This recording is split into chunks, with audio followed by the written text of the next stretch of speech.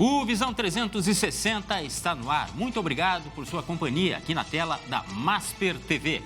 O Visão 360 é transmitido no canal 575 da Parabólica Digital Brasileira, TV aberta para todo o país. E canais 20 e 520 para os assinantes da Claronet no Rio Grande do Sul. Você também pode nos acompanhar ao vivo pela nossa página na internet e em mais 127 provedores espalhados pelo mundo. Ou curtir nosso conteúdo pela sua rede social preferida.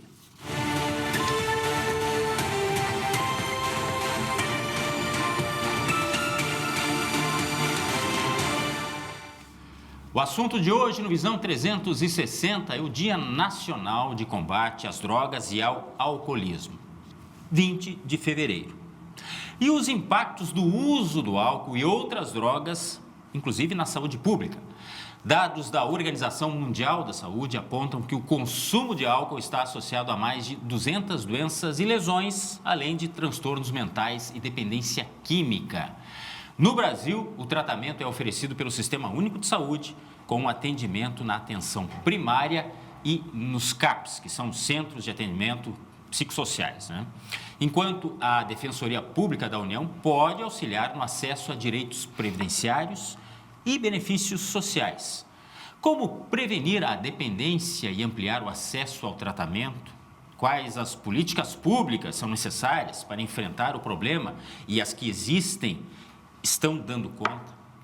Para falarmos sobre tudo isso, esses temas sensíveis à saúde coletiva, o Visão 360 recebe presencialmente a coordenadora da Saúde Mental de Porto Alegre, Marta Fadrick, e de forma online, a terapeuta ocupacional assistente em saúde do Departamento de Atenção Primária e Políticas de Saúde da Secretaria Estadual de Saúde, Miriane Castilhos. Muito obrigado, Miriane, seja muito bem-vinda. Obrigada pelo convite. E Marta também, muito obrigado por sua participação. Daqui a pouco, então, a gente toma conta deste assunto que... Eu lembro, existe uma data no calendário, mas ele deve ser falado todos os dias, tal a importância. Antes, as notícias, no Momento 360.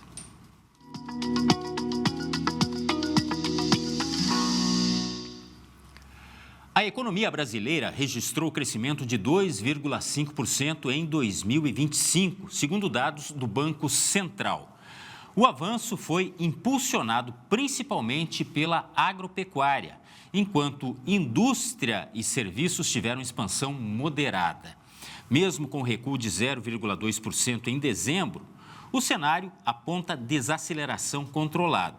Com inflação dentro da meta, o Copom indica que deve iniciar a redução da taxa Selic no mês de março. A União desembolsou mais de 250 milhões de reais para cobrir dívidas atrasadas de estados e municípios em janeiro. Desde 2016, o total de garantias honradas já soma mais de 80 milhões, ou bilhões, com B, isso mesmo, 80 bilhões de reais. Um programa federal prevê renegociação das dívidas estaduais com descontos e parcelamento de até 30 anos. O governo federal autorizou a contratação temporária de até 489 profissionais para a aeronáutica. As vagas são destinadas a apoiar obras de infraestrutura aeroportuária na região da Amazônia. O processo seletivo será simplificado com análise curricular. O edital deverá ser publicado em até 6 meses. Um intervalo. Em seguida, voltamos para falar do Dia de Combate ao Uso de Álcool e Drogas. Um dia para se lembrar de todos os outros dias. Tamanho o problema que nós enfrentamos. É rápido, a gente já volta.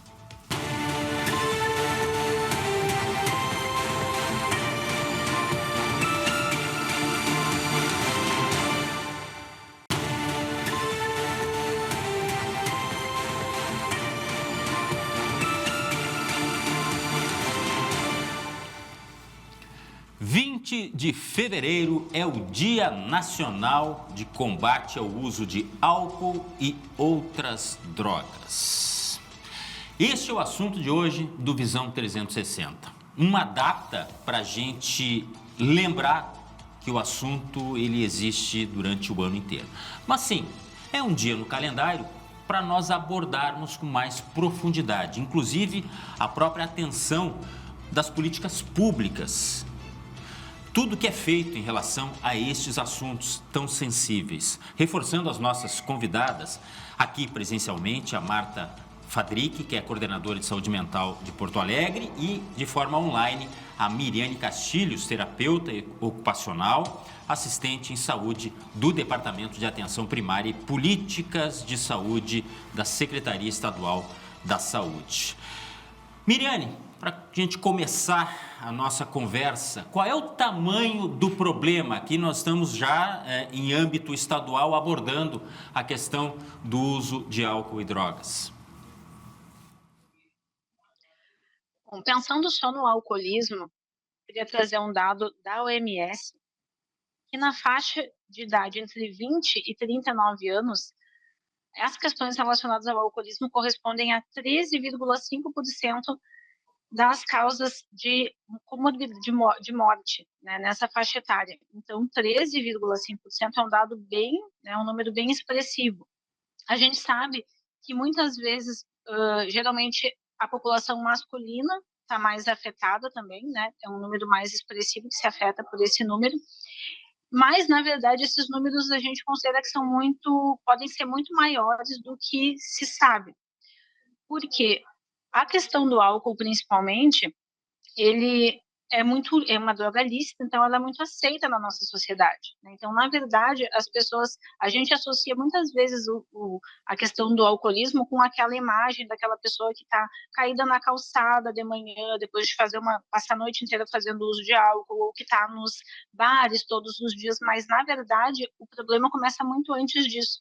Então, se eu faço um uso de álcool que eu posso considerar moderado, ou ser na sociedade aceito como moderado, mas na verdade isso já traz algum prejuízo para a minha saúde, ou para a minha rotina, ou para a minha família, isso já é considerado um uso problemático, né? Um prejuízo com a questão do álcool ou de outras substâncias também, né? O álcool e outras drogas, né? Existe, por exemplo, o uso recreativo, que é o uso que acontece quando a pessoa só quando a pessoa vai numa festa, ou só quando a pessoa vai usar só nos fins de semana.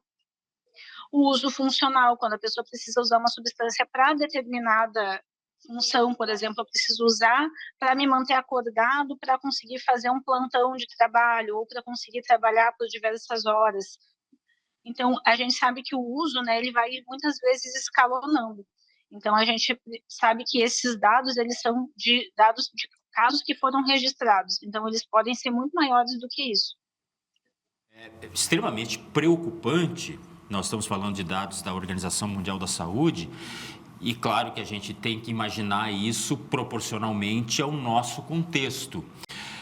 Marta, falando aqui mais especificamente da nossa estrutura capital, qual é a percepção que vocês do poder público têm destes temas?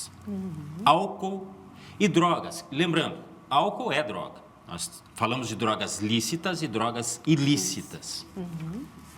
Porto Alegre tem um cenário muito parecido, né, em relação aos números. A gente tem percebido nos últimos tempos, na verdade, uma procura por atendimento um pouco maior na cidade, o que não quer dizer necessariamente o aumento de consumo, e sim, talvez, né, e na nossa esperança que seja também um aumento da procura de pessoas que já tenham algum tipo de uso mais problemático.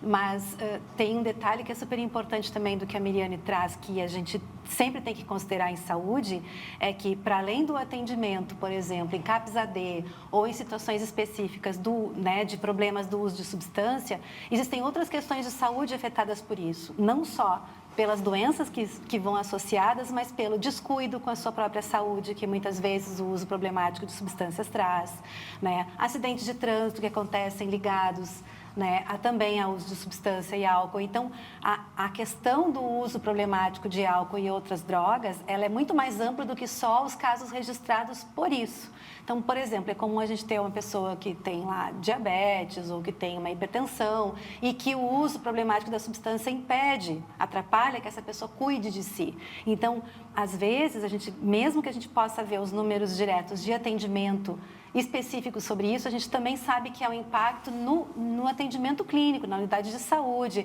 nos casos que chegam ao hospital, porque as situações que podem ser, às vezes, trabalhadas de uma forma mais preventiva ou num nível menos grave, acabam agravando. Então, a questão do uso problemático de substâncias, ela se torna um problema de saúde pública também por isso. Né? Porque ela tem um impacto na sociedade muito maior e na saúde, muito maior do que só o uso específico e o tratamento do uso específico, né? Eu gostaria da ajuda de vocês duas para que respondam para mim a seguinte questão. Como que eu sei, a Miriane, inclusive, ela já tocou de uma forma mais superficial nesse assunto, como que eu sei se eu sou um alcoolista, por exemplo? Porque, assim, consumir socialmente é uma coisa um tanto vaga, talvez. Como é que eu sei? Primeiro a Miriane, que está de forma online, depois eu peço a colaboração da Marta, para a gente tentar delimitar isso, se é que é possível. Bom, vou trazer um exemplo que eu já trouxe muitas vezes quando eu fazia em CAPS, quando eu era trabalhadora de CAPS e fazia grupos de prevenção à recaída, né, que é um exemplo da gente pensar assim, pensando eu, né, com o meu uso, né, se alguma vez eu já me propus assim, eu não quero mais, essa semana eu não quero beber, né, pode ser aquela cerveja do fim de semana, pode ser uma cerveja que eu tomo depois do trabalho quando chego em casa, ou outra substância que faça uso, né. Essa semana, se eu propus para mim mesmo, qualquer meta, né? Hoje eu não quero beber, ou amanhã eu não quero beber, eu quero passar uma semana sem beber, só internamente, e eu não consegui.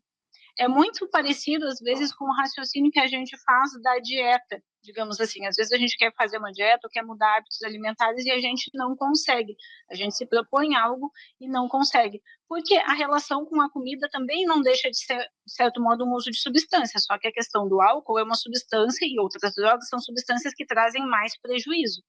Mas quando eu me proponho observar esse comportamento, se eu me proponho a não fazer uso de uma substância e eu não consigo, era um compromisso que eu tinha só interno, só comigo mesmo. E mesmo assim eu não consegui, por exemplo, vai ter um aniversário e eu não quero beber naquele aniversário, né? Eu tenho que fazer um exame, ou eu tenho que fazer agora, muitas vezes, tem alguns testes toxicológicos, inclusive relacionados à questão das habilitações, né, das carteiras de motorista. Bom, eu tenho que ficar tanto tempo sem usar álcool ou outra substância para passar nesse teste. Eu tenho dificuldade, muita dificuldade, ou eu não consigo ficar sem, isso já é um alerta de que o meu uso pode ser problemático. Então, pode não ser necessariamente um diagnóstico de alcoolismo, é isso quem vai fazer um profissional de saúde, mas a pessoa refletir sobre como que é a minha relação com aquela substância, quanto que me custa ficar sem. Eu fico em sofrimento, eu fico ansioso, eu fico mal de ter que ficar sem essa substância, isso é um alerta para procurar algum profissional e conversar mais sobre isso, né? E principalmente se vê que recorrentemente quer parar de fazer uso ou quer reduzir significativamente o uso e não está conseguindo, é o caso de procurar ajuda, né? Quando a gente consegue por recursos próprios, por uma autorreflexão ou com os apoios que a gente tem, é ótimo, mas quando a gente não está conseguindo, é o momento de procurar ajuda. É um bom exemplo, E a sua percepção... Acrescentando a isso, tem uma outra questão que também é um sinal de alerta, é que muitas vezes a gente não consegue perceber, né, esse momento, não consegue nem estar no ponto de, bom, eu talvez devesse diminuir o uso, talvez eu devesse passar uma semana sem.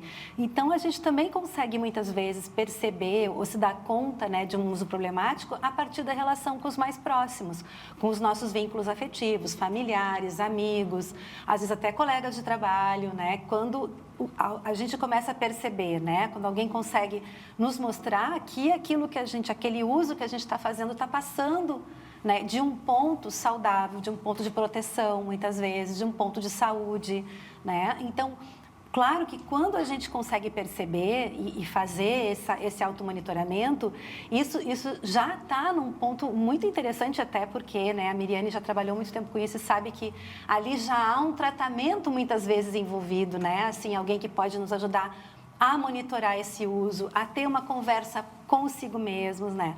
Mas muitas vezes, principalmente o que a gente vê nos casos que chegam mais complicados para início de tratamento, são os familiares, né, os namorados, ou os grandes amigos, a turma que consegue ajudar a pessoa a se dar conta como um espelho, né, de que aquilo que está acontecendo, que para ela ainda não há crítica, já está passando de um ponto saudável.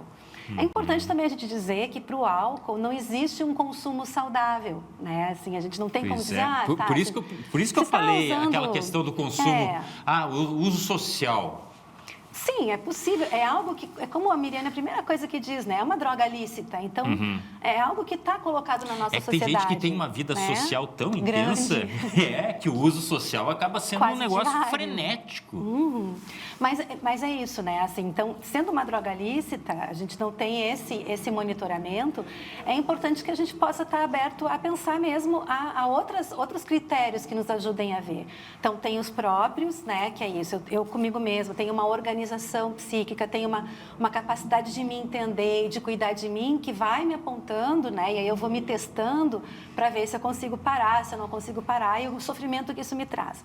Mas também tem, né, a necessidade da gente ver. A gente, por exemplo, acontece em casos de chegar pessoas que perderam emprego pelo uso problemático de substância, que perderam amores, que perderam vínculos familiares e que mesmo assim têm dificuldade de enxergar esse momento, né? Essa dificuldade, essa dependência, enfim, em relação àquela substância. Então, é isso, né? A gente também tem, às vezes, outros alertas que nos ajudam a ver, né? Que as pessoas podem contribuir. E no caso do uso de substância, falando muito, né, também, um dado que a Miriane traz que é importante, que principalmente os casos mais graves, a gente tem aí uma predominância de homens, né? Nesse caso, a gente vê que as famílias, né, fazem muito esse papel de tentar dar esse suporte e pelo menos o primeiro alerta de que algo não está bem. A mesma relação a gente pode fazer para drogas ilícitas ou não? Como é que eu sei que eu estou dependendo daquilo já? A mesma relação pode ser feita, né, para algumas situações, mas a droga ilícita, ela tem a outra questão mesmo de tudo aquilo que se coloca em risco quando eu busco essa droga ilícita, né? Porque é diferente de eu entrar no supermercado e comprar uma cerveja, um uísque, é diferente da busca que eu faço também por aquilo. Então, tem outros elementos que ajudam a gente a perceber esse uso, né? E também a gente não pode dizer que de uma droga ilícita há um uso responsável, há um uso cuidadoso, né? Estando nesse campo do ilícito se complica bastante, né, essa leitura. É claro que a gente sabe, né, que existem pessoas sim que conseguem fazer o uso de alguma substância ilícita de uma forma controlada, mas minimamente isso tem que estar sempre em questão, sempre com cuidado, sempre num automonitoramento para que se possa perceber esse risco que é constante no caso. Né? E eu até faço questão de reforçar este assunto, Miriane, porque no alcoolismo a gente tem vários relatos da negação, inclusive, né? Não, eu não tenho problema com a bebida, não tenho. E eu não sei se tem isso também em relação a drogas ilícitas, mas ainda é muito frequente essa questão da negação, Miriam?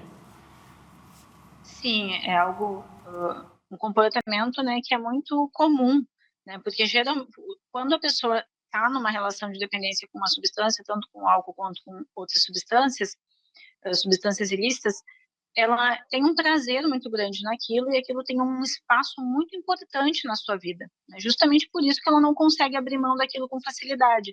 Então, ela tem uma consciência que abrir mão daquilo vai trazer inicialmente um sofrimento. Ficar em abstinência de uma substância que está em, né, que a pessoa tem dependência, vai inicialmente trazer um sofrimento para o corpo, né, vai fazê-la, muitas vezes essa é uma estratégia para lidar com várias questões, com ansiedade, com problemas que a pessoa teve na vida, né, com várias frustrações, é uma válvula muitas vezes de escape, é uma estratégia que a pessoa tinha para lidar com os seus problemas, com dificuldades. E daí ela tem que se mobilizar para criar algo novo, né? E talvez encarar esses problemas de uma outra forma.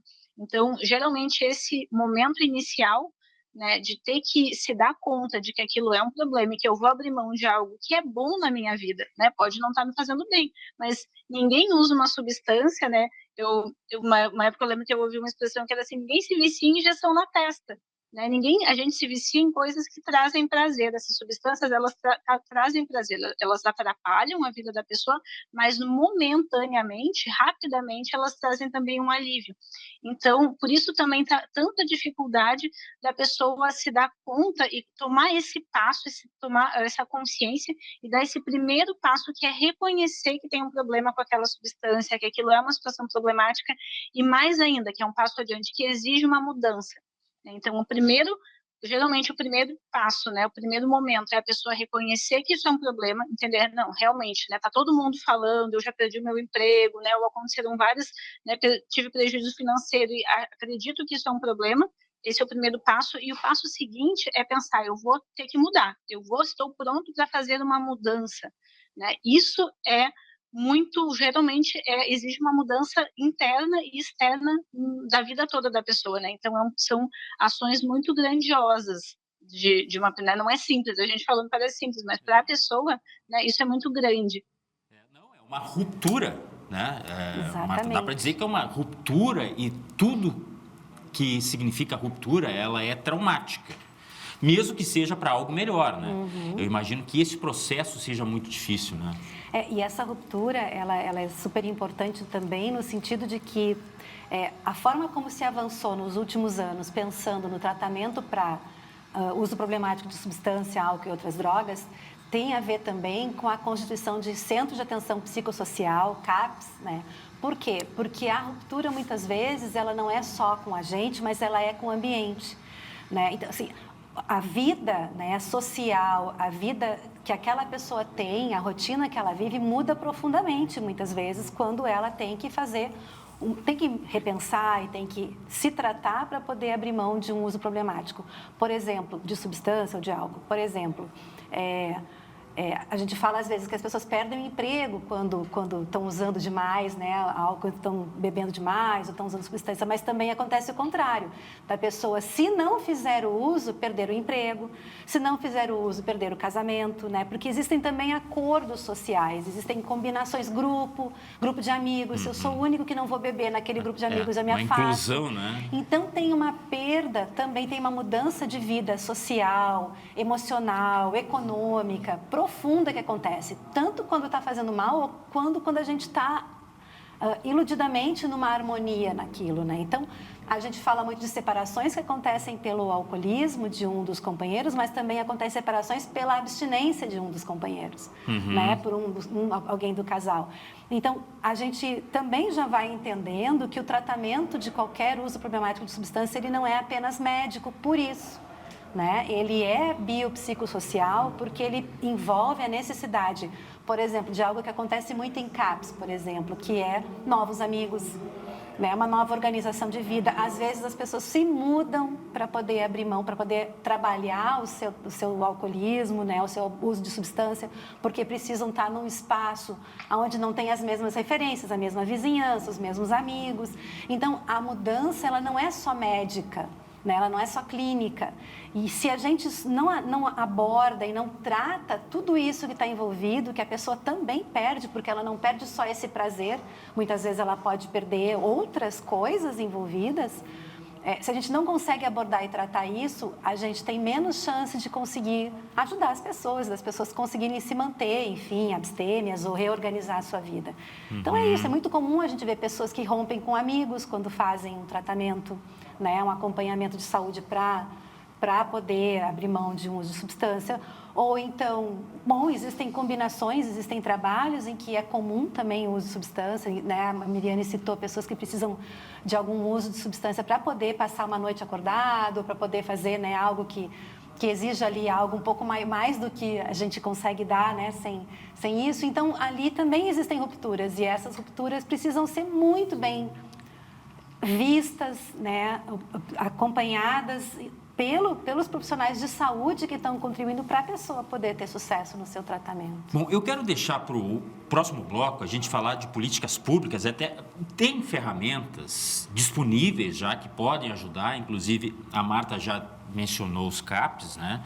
Mas eu quero abordar com mais profundidade, porque antes disso, eu queria fazer para vocês duas uma questão que já me fizeram, enquanto jornalista, eu não tenho condições de responder.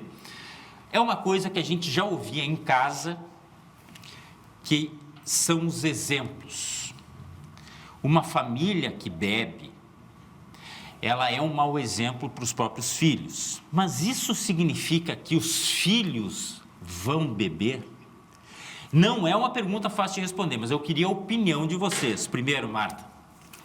Isso traz bastante chance, né? Assim, acho que o importante que a gente possa colocar é que não é uma leitura literal, né? Uma família que bebe faz com que os filhos bebam.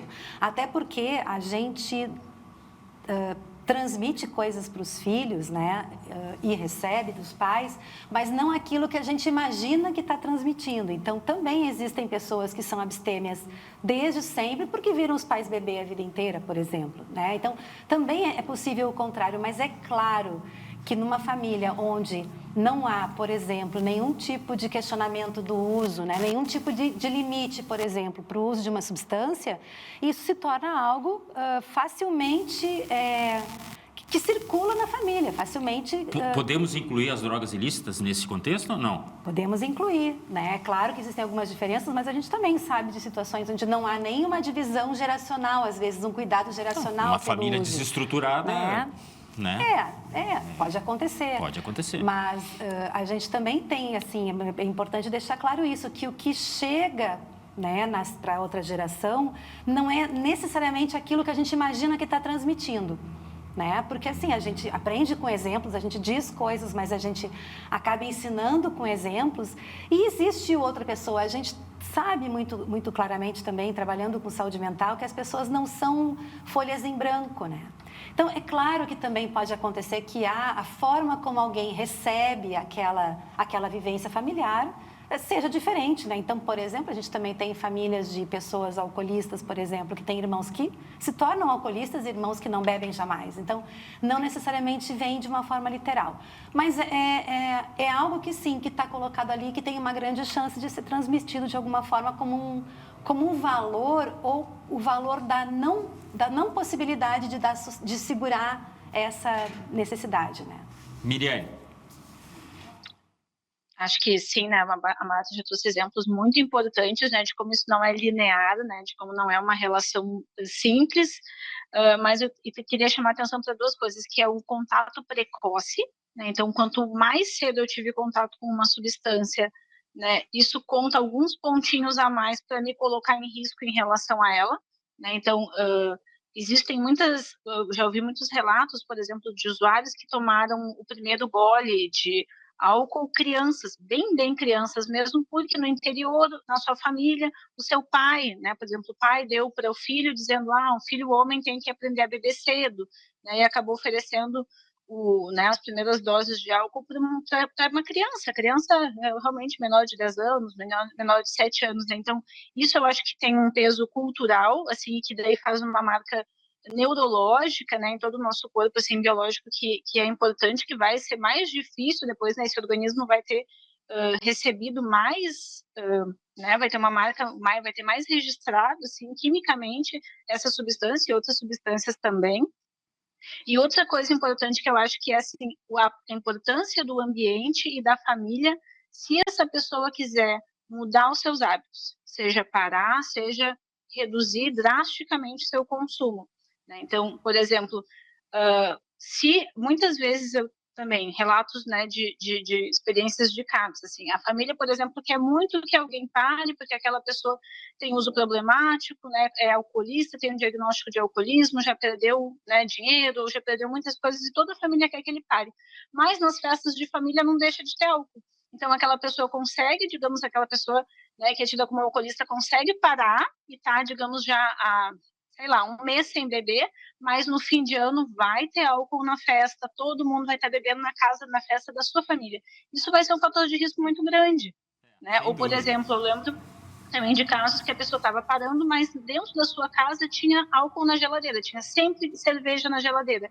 É muito difícil, é muito, muito, muito difícil, né? Que nem imagina se a gente quiser fazer, restringir, por exemplo, eu não quero mais comer chocolate, dentro do meu armário de casa tiver sempre chocolate. Torna é mais ou menos a tarefa aquilo, ó, muito mais faça... difícil. Então, acho que o papel da família principal... Tivemos um corte. É mais ou menos aquela história. Faça o que eu digo, não faça o que eu faço. Aí também não adianta, né? Bom, vamos para o intervalo, a gente vai recuperar o contato e já retorna, então, com este assunto que é para lá de importante. E as políticas públicas, hein? No combate, tanto ao uso do álcool quanto de drogas ilícitas. É rapidinho.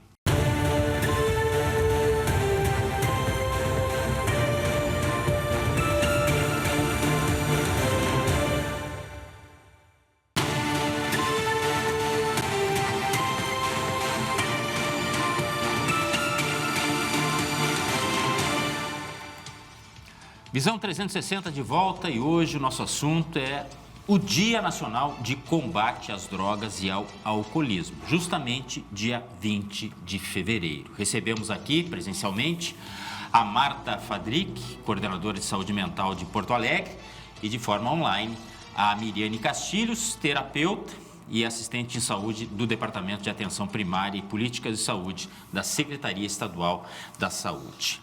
E eu propus, e já quero encaminhar esse assunto, falar de políticas públicas, né? Porque a gente falou no bloco anterior dos vários problemas acarretados tanto pelas drogas lícitas, mais especificamente o álcool e drogas ilícitas, e eu queria saber o que pode ser feito e o que já está disponível para essas pessoas que necessitam desse tipo de atendimento, tanto na rede pública estadual, na rede pública municipal. Primeiro, Miriane, o que as pessoas que necessitam, elas podem fazer? Como é que elas podem procurar ajuda? Então, como a Marta já disse, o dispositivo mais conhecido na nossa política, né, de atenção exclusiva para a saúde mental são os CAPs. Existem várias modalidades de CAPs. Né? Então, existe o CAPs AD, que é o CAPs álcool e outras drogas. Se tiver um CAPs AD na sua cidade, né, e a pessoa quiser ajuda para pensar, né, para reduzir ou parar com o consumo de alguma substância, ele é o local ideal para procurar ajuda. Então, um CAPs AD, se tiver na sua cidade, mas esses dispositivos, eles são elegíveis pela política pública a partir de um certo corte populacional. Então, são municípios maiores que conseguem ter esse dispositivo, maiores de 75 mil habitantes. Também existe um dispositivo, daí uma outra modalidade de CAPs, que é o CAPs AD3. Ele é exclusivo para álcool e outras drogas e ele funciona 24 horas, podendo ter um tempo de permanência, a pessoa passar alguns dias nesse serviço para desintoxicar de algumas substâncias, evitando uma internação hospitalar. Então, é um serviço que é muito precioso, faz muita diferença, né, na nossa rede. Mas o que é muito importante da gente saber é que a atenção primária também tem esse caráter, né? A atenção primária, ela olha para a saúde integral, para a saúde como um todo. Então, ela também é um espaço para se falar sobre a questão de uso problemático de substâncias. E aqui no nosso estado, a gente está com um dispositivo bem novo, que foi lançado no ano passado, que é o Acompanha RAPS. Essas equipes foram pensadas especialmente para os municípios que não podem ter CAPs, né? Não é exclusivamente para esses municípios, mas a gente está priorizando a habilitação desse dispositivo que é novo, que é estadual, nesses municípios que não têm CAPs ou que não tinham nada de rede de saúde mental. Então, é um dispositivo novo chamado Acompanha RAPS, que vai ser uma equipe multidisciplinar especializada em saúde mental, que não está no CAPS. O município pode nem ter CAPS e ter esse dispositivo. Já são 61 equipes em funcionamento, que foram habilitadas no ano passado, e esse ano, agora vão ser mais 59 equipes para totalizar 120 equipes, então, ainda em funcionamento esse ano. Provavelmente ainda no primeiro semestre, agora a gente vai ter as 120 equipes em funcionamento. Então, acho que é importante vocês saberem, né, porque se ouvirem esse nome que é novo, e como é um dispositivo estadual, né, a gente tem que saber aqui do nosso estado, é um dispositivo chamado Acompanha RAPS. Se vocês ouvirem, né, esse nome, aí a população saibam que é um dispositivo que cuida de saúde mental, né, na sociedade, que tem um olhar integral muito bom. É uma proposta muito legal que foi criada aqui pela nossa equipe, né, com anos de planejamento para desenvolver esse dispositivo. Também tem vários outros dispositivos, por exemplo, o consultório na rua, que aborda pessoas que estão em situação de rua para dar apoio, né, e suporte. Existe uma outra equipe chamada equipe Composição de Redução de Danos, que também é uma equipe da nossa política estadual que está na atenção básica também e que vai trabalhar na lógica da redução de danos, que é indo em cenas de uso.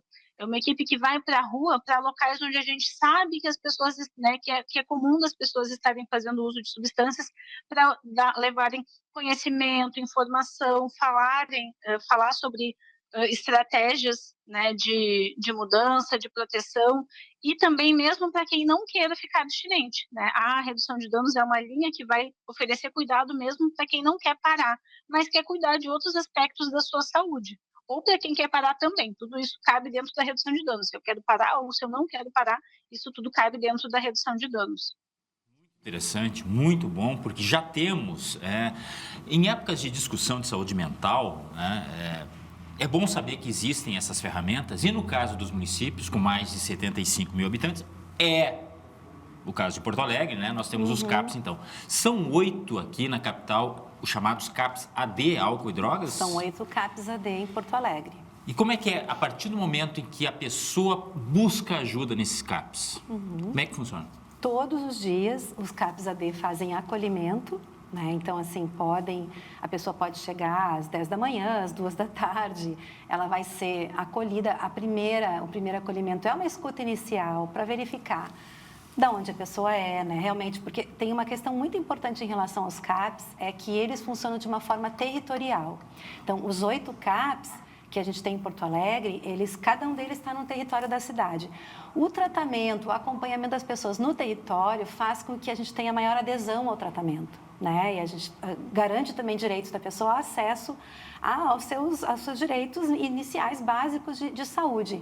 Então, por exemplo, a pessoa mora no Glória Cruzeiro e Cristal, lá tem o CAPS AD Esperança. Então, se é do território Glória Cruzeiro e Cristal, o seu CAPS AD é o Esperança. Tudo isso tem no GEO Saúde, né? Tem na página da Secretaria Municipal de Saúde, qual é o CAPS AD de cada território. E a primeira coisa, então, que acontece é isso, é um acolhimento, onde se verifica de onde a pessoa é, qual é a trajetória de saúde e de saúde mental que essa pessoa já fez. Em geral, é convidado para que a pessoa possa participar tanto dos grupos que são fixos nos CAPs, as oficinas, quanto a ter atendimentos, né, com um técnico de referência, como a gente chama, que é um profissional do nível superior, que acompanha a pessoa na construção do seu plano terapêutico singular, né, que é bem nesse ponto singular mesmo, cada pessoa vai construir, a partir da sua vivência, da sua realidade, condições, um plano terapêutico junto com seus terapeutas, e também, muitas vezes, passar por uma avaliação médica, né? Todos os CAPs AD têm médico psiquiatra e médico clínico, porque é uma necessidade do tratamento, faz parte do tratamento, né, de uso problemático de substância, também tem avaliação médica. E essa pessoa entrando, vinculando ao CAPS, ele vai poder ter várias ofertas diferentes de tratamento, né? Em grupo, em oficina, em atendimento individual, na permanência quando necessário, né? Para evitar uma recaída ou para lidar com uma situação que passa do limite. Então, os dispositivos, eles, por isso também, né? Como a gente estava falando um pouco antes, eles precisam ser não só clínicos, porque a gente sabe que qualquer plano terapêutico constituído para que alguém possa se recuperar, né, de um uso problemático, diminuir o uso ou até mesmo parar, exige uma abordagem psicossocial. Então, por exemplo, os CAPs AD, eles têm grupos de familiares, né, que são recursos importantíssimos para que os familiares, independente do processo do usuário, possam estar no CAPs AD, possam entender essa dinâmica, possam ter uma escuta que apoie o trabalho. Os CAPs AD também estão muito vinculados às unidades de saúde do território, aos CRAS, aos CREAS, a todos os dispositivos públicos, para que se tenha a maior integralidade possível do tratamento, né? Uhum. E quanto mais integrado com a unidade de saúde, com o CRAS, com família, mais chance de sucesso, de melhora, de recuperação esse usuário vai ter. Uhum. Na opinião de vocês, uma pergunta comum, há uma mudança no consumo, no perfil daquelas pessoas que consomem álcool hoje? Por que eu pergunto isso? Porque pesquisas dão conta de que essa nova geração ou não está usando ou está fazendo uso muito mais tarde do álcool. É isso mesmo, Marta? É algo que a gente vai precisar ainda ver com bastante cuidado, né? Assim, a gente tem o que chega no CAPS, e aí chegam, né, em geral, mais homens, jovens, mas a gente sabe, por exemplo, que tem um uso bem importante de substância por mulheres e que não chegar no CAPS-AD não é sinal de que não haja, né? A tendência, por exemplo, das mulheres é procurar ajuda na unidade de saúde e não no CAPS-AD. Né? Então, a gente tem aí uma busca que às vezes tem a ver também com o que socialmente se aceita, né? A mulher, ela vive mais em casa, por uma questão cultural aí que a gente vive trabalhando e lutando, né? Mas, assim, a tendência de que ela vá na unidade, tem uma escuta na unidade é maior. Então, não dá para se saber ainda se a gente tem aí um impacto real, né, no uso de álcool, por exemplo, porque talvez a gente possa ter uma diminuição no uso, mas não necessariamente no abuso da substância. Né? Sim, então, sim. A gente pode ter, a gente vê mesmo, assim, socialmente, a gente vê nas redes sociais, a gente vê nas escolas, que tem aí uma juventude usando menos álcool, por exemplo, mas a gente não sabe se o impacto que isso ainda vai ter no uso problemático, por exemplo. Né? Então, a gente tem um aumento, ou pelo menos uma demanda constante de atendimento AD, né? Não baixa, mas o que nós temos tentado fazer, que às vezes justifica isso, é ampliar essa oferta para que mais pessoas cheguem. Então, aumentar a busca não é necessariamente ruim, né? Sim, não quer dizer que tenha mais gente com uso problemático, talvez, e é muito provável que a gente tenha mais gente acessando o tratamento, o que é bastante positivo.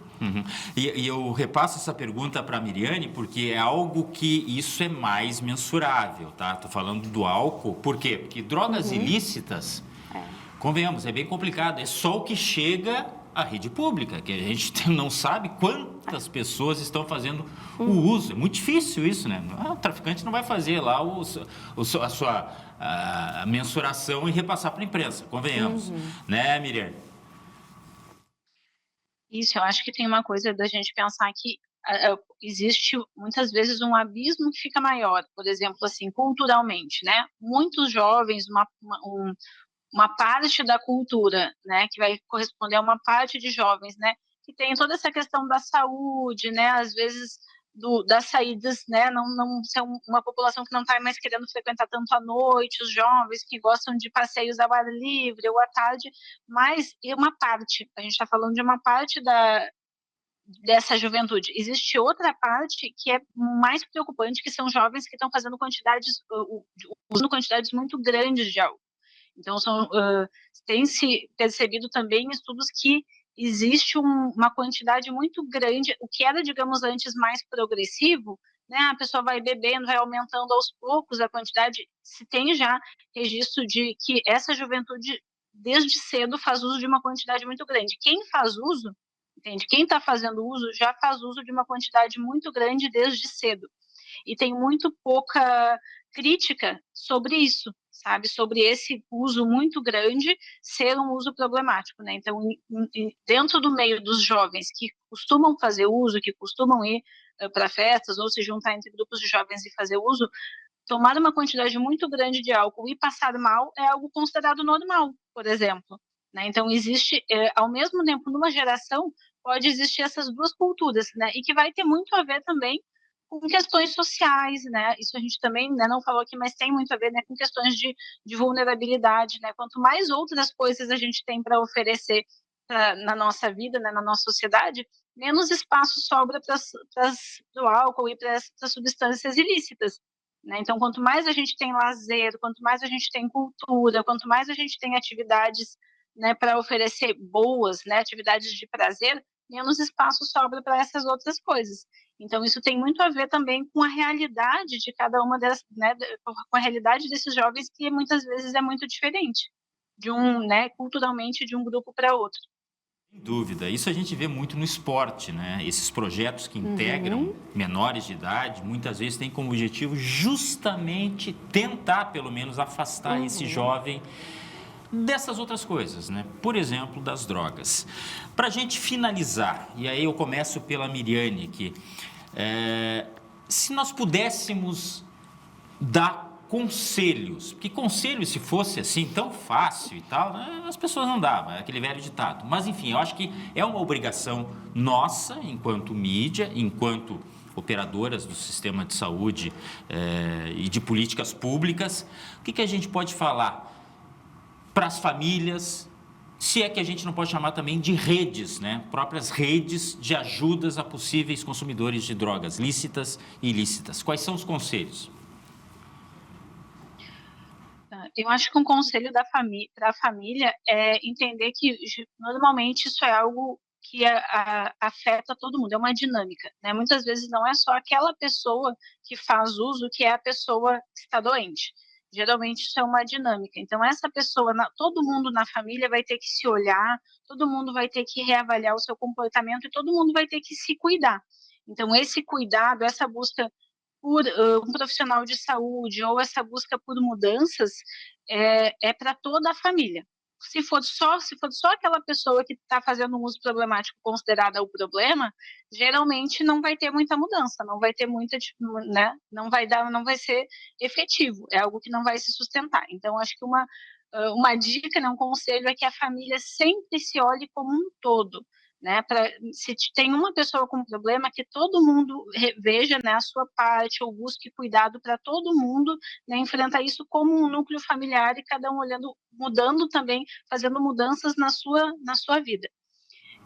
E eu acho que também uma outra questão é essa reflexão, sem fazer essa análise, ter essas conversas em família, principalmente com os jovens, mas sem julgamento. Acho que isso faz muita diferença. Muitas vezes a pessoa demora para buscar ajuda ou demora para aceitar que isso é um problema, porque isso está ligado com um peso moral na sociedade muito grande, né? Um peso moral de que, né, o bêbado é vagabundo, de que o bêbado não vai servir para mais nada, pensando bem na linguagem popular, assim, ou quem faz, né, uso de substâncias ilícitas, que é um drogado, que é uma pessoa que deveria estar presa. Então, o nosso julgamento moral atrapalha muito que as pessoas se reconheçam enquanto alguém que está precisando de ajuda e que falem abertamente sobre isso, que falem sobre os seus sentimentos, sobre as suas dificuldades. Então, acho que outro conselho muito precioso é deixar de lado, né, o nosso julgamento moral, as nossas questões morais e falar sobre isso sem julgamentos. Marta. Ótimo. E acho que falando então, né, de acesso, né, acho que a Miriane também já tocou, mas o que é importante? Que as pessoas possam sim buscar a ajuda necessária, né? Todo o atendimento de saúde, ele começa nas unidades de saúde, isso é uma prerrogativa do SUS, mas claro, a gente tem, né, em Porto Alegre, por exemplo, os CAPs AD, né, de fácil acesso para entender, né, para saber onde fica o de cada região. E que estão disponíveis para acompanhar, para tratamento. Isso eu consigo nas próprias redes, né, do município, né? Isso, tem no site da prefeitura, das secretarias de saúde, né, que a gente encontra, né, e assim, se a gente pode pensar em relação à política, né, nós aqui duas que trabalhamos com política pública, como tu bem colocasse, a gente sabe que um ponto muito importante é a prevenção através da informação. Né? Então, assim, é importante que se possa falar sobre isso em casa, em escola, no trabalho, né? Vencendo, às vezes, alguns preconceitos que existem mesmo, né? Que acabam julgando e acabam pesando na forma como as pessoas se sentem, são vistas a partir de como elas estão lidando com seus problemas, com seus usos problemáticos, por exemplo. Então, informação é fundamental. E poder, né, ter a compreensão de que precisa de um ato, precisa de uma busca, precisa de uma ação, né? Que não precisa ser necessariamente só da pessoa, mas pode ser da família, pode ser dos amigos, para que as pessoas possam realmente sair desse labirinto que é, muitas vezes, né, esse uso problemático de substância, essa relação complicada com o álcool e com outras drogas. E lembrando também, né, que toda alternativa saudável, possível, que a gente puder oferecer à população e que a gente puder oferecer numa comunidade, que a gente puder trabalhar com os alunos, trabalhar com os usuários, né, de saúde, como esporte, como lazer, né? Coisas que a Miriane já falou, como educação, contribuem, não resolvem, mas contribuem muito sim, principalmente no acesso a direitos. A gente sabe que quanto mais a gente permite, né, e facilita acesso a direitos básicos, mais a gente contribui para a diminuição dos problemas e dos agravos dos usos de substâncias lícitas e ilícitas, né? E é para isso que a gente trabalha. Muito bom. Inclusive, essa questão da prevenção, ela evita o pior, inclusive no próprio sistema de saúde, né? Fora do ar aqui, a Marta me falava que durante o carnaval agora, os serviços ficaram lotados, né? Não por coincidência, carnaval é considerado uma festa onde tudo pode entre aspas, e eu acho que as pessoas realmente exageram, mas é emblemático saber que numa data como essa, estava lotado o sistema de saúde no atendimento específico dos CAPs, por exemplo. Então, as pessoas tendo essa noção, essa prevenção, de repente, elas evitam também que aconteça o pior no próprio sistema de saúde. E dignidade. Dignidade, eu acho que essa é a palavra também para quem precisa de ajuda, precisa de atendimento. Existe toda uma estrutura disponível.